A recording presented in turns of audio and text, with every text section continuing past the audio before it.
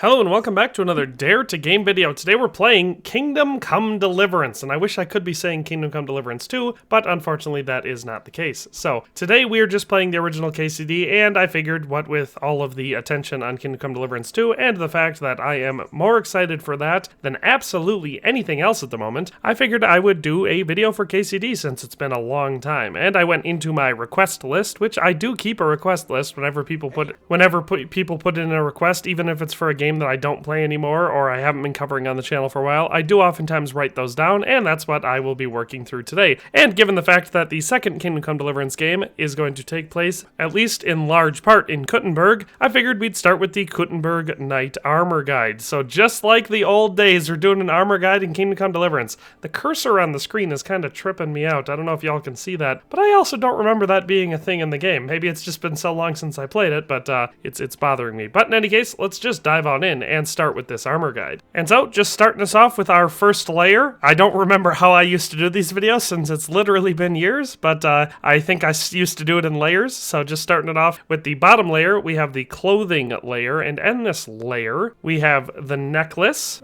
which we have on our neck. I don't really want to read the whole description, so I'm not going to. Then we have the signet ring, the decorated black hose, the golden spurs, because we're a very fancy lordly knight, the dark padded coif, the noble's dark shoes, and the Kuttenberg split gambeson. So you can see that as far as the whole Kuttenberg theme goes, the only thing on this layer that we have is our gambeson. All the rest of it is just stuff that I think makes sense with the knight-like characters. So we have the decorated black hose because they're a quite fancy pair of pants. And then we have our necklace, signet ring, and golden spurs because we're a wealthy knight, and that's our way of showing status. Then as far as the two other items go, the dark padded coif and the noble's dark shoes, well, we needed shoes with the armor that we ended up going with, and I like these ones, so I used those. And the dark padded coif is stat-wise one of the best padded coifs in the game. So that is our base layer, the clothing. You could just wear this, but you'd look like some sort of a rube. So let's add the next layer on top. Alright, and so our second layer is, of course, the mail layer, if you are using mail, that is. And this one obviously rounds us out in a more medieval armored way. So the three items that we have for this one are the noble's mail coif, which is the best mail coif in the game as far as armor value goes. The mail chausses, which are the only mail leg armor as far as that goes for options. Otherwise, you have to use padded chausses. But if I'm going for a heavy armored character, obviously mail is the best because even though it weighs a lot more, it also gives you a lot more protection. And then we have the long noble hauberk. I was going to use the short one, but I didn't have it in this save, and I didn't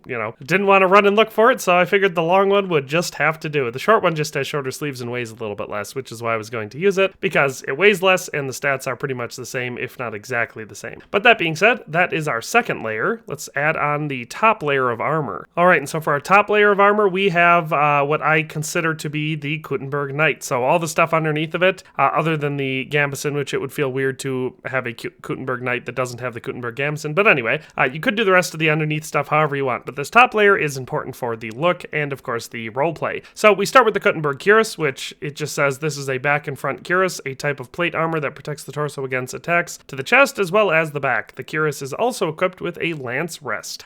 So interesting enough, this one is one of the better armor pieces in the game. It has very good stats as far as plate armor goes. I also like the appearance of it because it's just a very neat and plain, but it looks very well made and is very shiny and fancy looking as far as that goes for armor, but no gilding or anything over the top on it. So I always liked using this one in a lot of my different armor sets. But it also is the Kuttenberg cuirass, so it's the obvious choice roleplay wise. Then the rest of the outfit is made up of the hound skull, which is always one of my favorite helmets just because I like the way it looks, and for the period and the location, this one is as stereotypical and cool as it goes. So perfect for the suit of armor. Then we have the Saxon plate pauldrons and the Saxon composite chausses. Now I decided on this because there were no Kuttenberg plate pauldrons or Kuttenberg chausses or anything like that. So I decided it would be fun to do it geographically, and I looked up the manufacturing bases for all the different types of armor in the game, like the Nuremberg ones, the Augsburg ones, the Milanese ones, the Saxon ones, and the Saxon ones here, to the best of my knowledge, are coming from Saxony, which is, out of all of the towns I just listed, the closest to Kuttenberg. So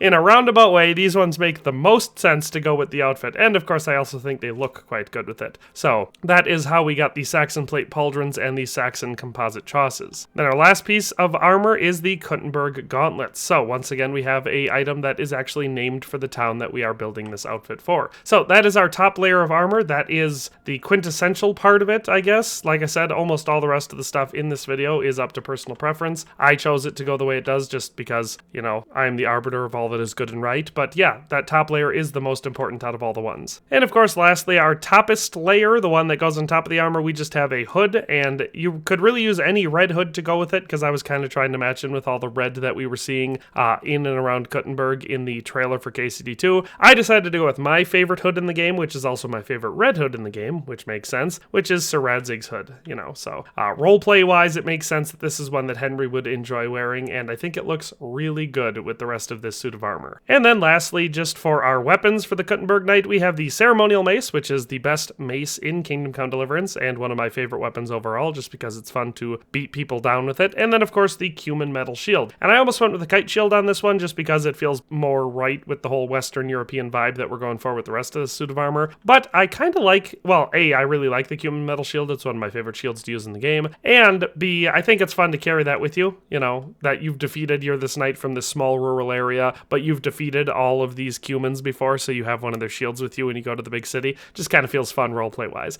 But that is our total, you know, all of the items that make up the Kuttenberg Knight armor set. So total stats on this one are a total weight of 86 weight units. I've never known in this game. I mean, I think it's a safe bet that we're talking pounds and not kilograms, which is interesting to me, given the fact that this is made by a European company. But I don't know if a person could carry, like realistically, a person could carry 202 kilograms on them. That's a lot of weight to be carrying around all the time. So I think 202 pounds is still a lot, obviously, but it's less, so I think it's probably pounds. So I'm just going to say the total weight on the suit of armor is 86 pounds. The total value for this suit of armor, all these items that I showed listed here and these two weapons, is 17,723.9 groschen. So definitely not as high as some of the more ridiculous suits of armor we've done in this game, but still pretty substantial. And then our AAR, or average armor rating, is 92.5. So we didn't break the 100 mark, but we do obviously have an extremely good suit of heavy plate armor here. One that can withstand more than enough punishment. But that is actually all there is for the guide part of this video. I just wanted an excuse to play the game some more, and so I'm very glad that I have that. If there's any other videos that you'd like to see me do in Kingdom Come Deliverance in the meantime, because I really don't have any other games planned until KCD2, if we're being honest, so I could use the suggestions. Ouch. And I was thinking maybe some other armor guides, like trying to recreate maybe some of the suits of armor that we saw in the trailer for Kingdom Come Deliverance 2. Thought maybe that'd be fun. So if you've got any specific requests like that, definitely let me know down in the comment section below. But in any case, thanks a ton for watching. Hope you enjoyed the video. It's great to be back in Kingdom Come Deliverance, but we'll see you next time. Thanks for watching another Dare to Game video. If you like this video, please leave a like and a comment. If you haven't already, be sure to subscribe to the channel. If you like my content and would like to support this channel, consider becoming a member today for as little as $1.99 a month. It makes a huge difference. But in any case, thanks for watching and have a nice day. I'll see you next time.